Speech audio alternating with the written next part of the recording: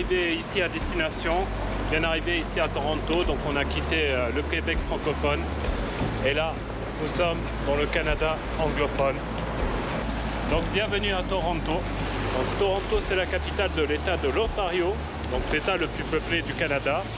C'est la plus grande ville du Canada et c'est également la 4e plus grande ville d'Amérique du Nord. On dit toujours de Toronto que c'est un petit New York du Canada, du fait de sa concentration de gratte-ciel au centre-ville qui nous fait penser pas mal à New York. Et c'est ce que nous allons découvrir. Je vous emmène à la visite de Toronto. C'est parti!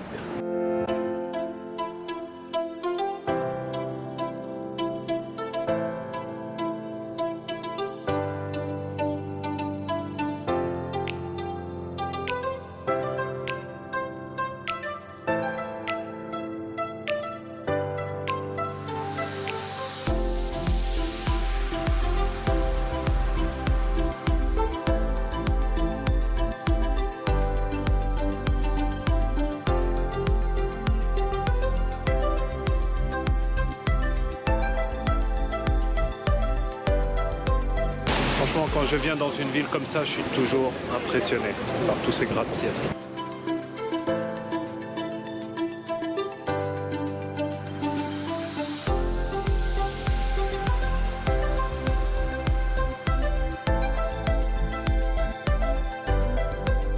Ce soir, j'ai trouvé un petit restaurant chinois halal. Quant à nous, on se retrouve tout de suite pour la suite de la visite à Toronto.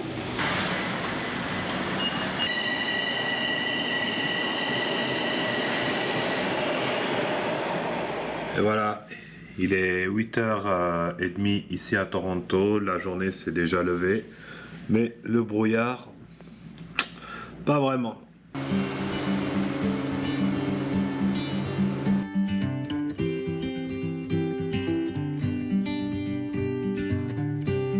Nous sommes au Yonge Dundas Square, qui est un petit peu le Times Square de Toronto, qui nous fait en tout cas penser au Times Square de New York.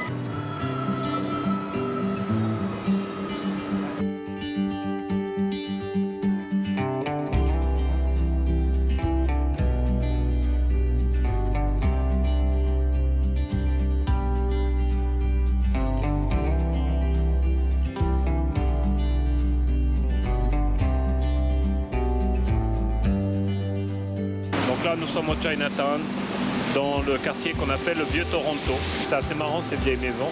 On retrouve exactement les mêmes en Angleterre. Et ça nous rappelle bien sûr l'héritage britannique de la ville de Toronto. Il faut savoir d'ailleurs qu'à la base, quand Toronto a été fondé à la fin du XVIIIe siècle par les loyalistes anglais, juste au lendemain de la guerre d'indépendance américaine. Et bien sûr, la présence britannique, ça laisse des traces.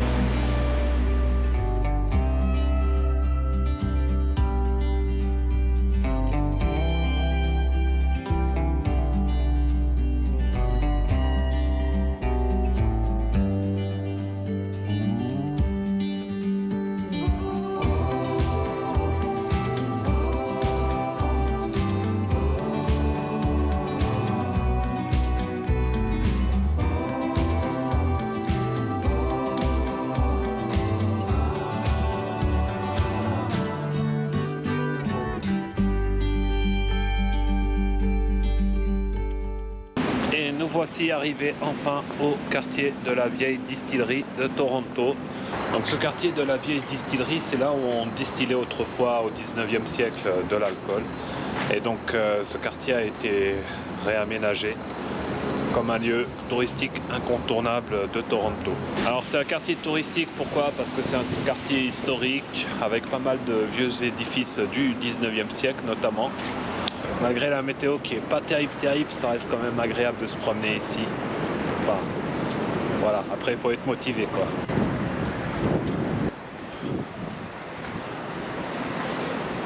Par contre, moi je vais me prendre un chocolat chaud.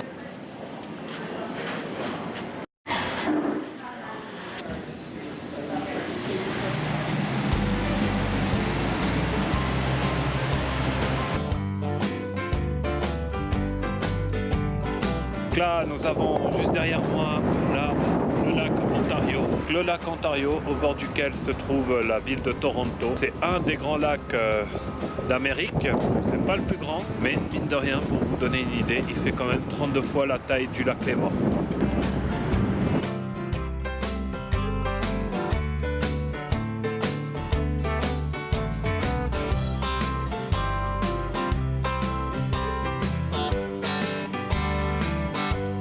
Et la balade continue ici à Toronto. Alors certains d'entre vous vont se dire, mais Moïse, pourquoi tu ne visites pas la CN Tower? Vous savez, la CN Tower, c'est un peu le symbole de Toronto, c'est un incontournable touristique de Toronto. Mais la raison pour laquelle je ne pourrais pas visiter la CN Tower, je vous laisse le voir par vous-même. Comme vous pouvez voir, elle est cachée par le brouillard. On n'arrive même pas à voir le restaurant tournant tout en haut. Donc je pense pas que tout en haut j'aurai une vue de ouf aujourd'hui. Par contre, ce que je peux visiter, c'est le Ripley's Aquarium, qui est une grande attraction de Toronto. Et comme vous savez, moi je kiffe les aquariums.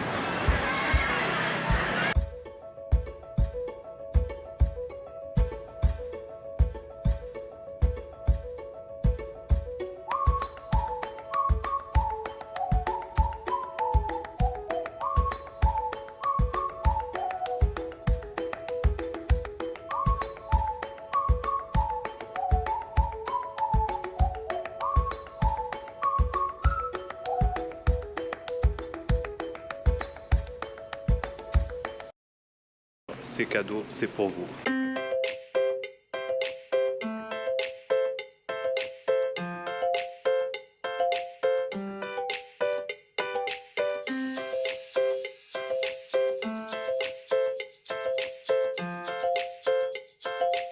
Donc là, on est passé un petit peu en coup de vent devant une des attractions de Toronto qui est la Casa Loma. Donc c'est une grande bâtisse bourgeoise du début du XXe siècle, qui est un lieu très visité par sa taille, son architecture. Par contre, avant de quitter Toronto, je vais vous emmener au Little India. C'est parti.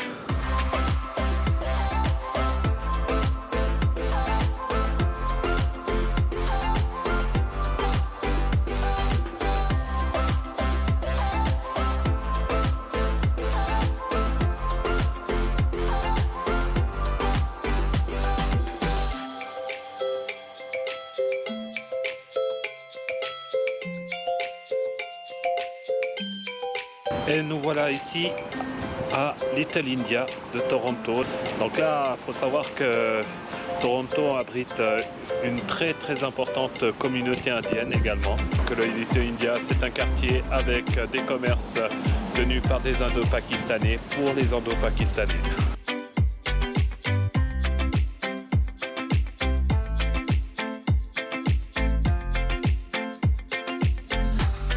Fin de la visite de Little India. Bon, un peu déçu quand même, hein. Je pensais que ce quartier était quand même plus animé, mais il n'y avait pas grand monde. C'est vrai qu'il y a pas mal de commerces indiens, mais pas grand monde. En fait, j'imaginais ce quartier un peu comme Ealing Road ou Southall, pour ceux qui connaissent Londres. Mais voilà, pour ceux qui veulent acheter des trucs indiens, ça peut être intéressant, mais voilà, sinon je pense pas que ça vaille vraiment le détour. Bref.